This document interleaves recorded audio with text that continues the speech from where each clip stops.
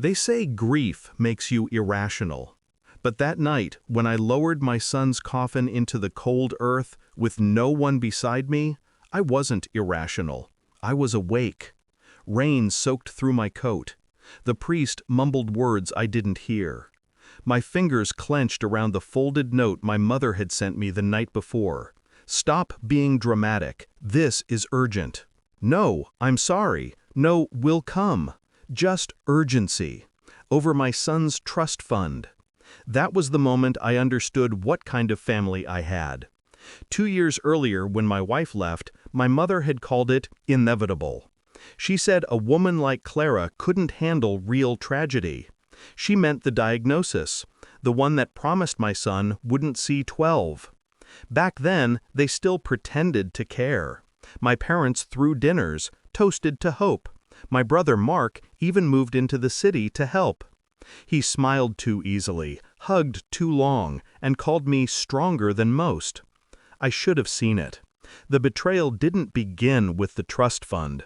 It began with how comfortable they became in my suffering, as if my pain fed their peace.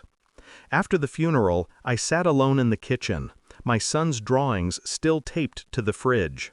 I opened Mom's message again. "This is urgent." Then another, seconds later, "Your father says call your lawyer. It's about the paperwork." Paperwork.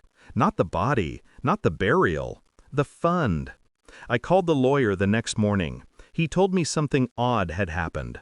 My son's trust, $500,000, had been transferred weeks before his death. To Mark.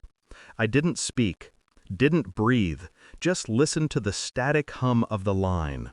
"Your brother said it was for medical expenses," the lawyer said, voice careful, guilty.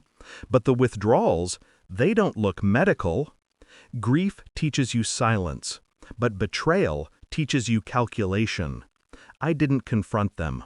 I didn't scream or accuse. I just watched. For 2 months, I rebuilt what they thought I'd buried. My mind. I tracked every dollar, every forged signature, every date. I dug up proof they never thought I'd find. The money wasn't used for doctors or care. It built a new house, their house, the one my mother bragged about online, captioned, "Finally, our peace after years of hardship." Hardship? They meant mine. When I called the family meeting, they came dressed for comfort. Mark wore a new watch. Mom's diamond earrings caught the light like they were mocking me. "You're looking better," she said, voice dripping with practiced concern. "I've had time to think," I replied. They smiled, relieved. They thought I'd forgiven them. I let them. Over coffee, I told them I was liquidating the remainder of my assets. "To move on," I said. Mom nodded eagerly. "It's for the best." I slid 3 envelopes across the table. "One for each of you. My last gift." Mark opened his first. His smile faltered.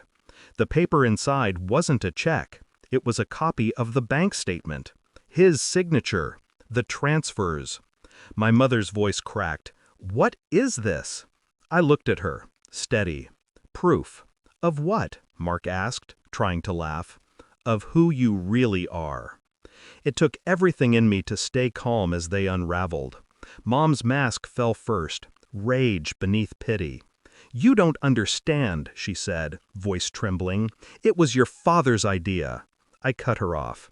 "You thought I'd die with him." Mark slammed his hand on the table. "You can't prove anything." I smiled. "Actually, I can. I already did." I turned my phone around. A video already recording. On screen, my lawyer sat in his office, time-stamped and live. Behind him, 2 officers. "I didn't call you here to fight," I said. "I called you to witness your own confession." The silence that followed was pure, like air after a storm. They tried to bargain, of course, plead. Mom clutched my arm. "We're still family," she whispered. I looked at her hand, soft, jeweled, unscarred by any shovel or grave. "My family," I said, "was buried 3 months ago." Then I walked out. For the first time, I didn't look back. Weeks later, I stood at my son's grave again. The grass had started to grow back, green and stubborn. The police reports said Mark would likely face years for fraud, Mom and Dad for conspiracy.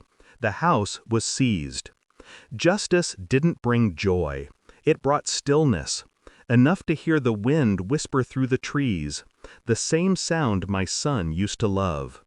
I knelt beside the headstone, tracing his name with my thumb. "They finally know what loss feels like," I said softly.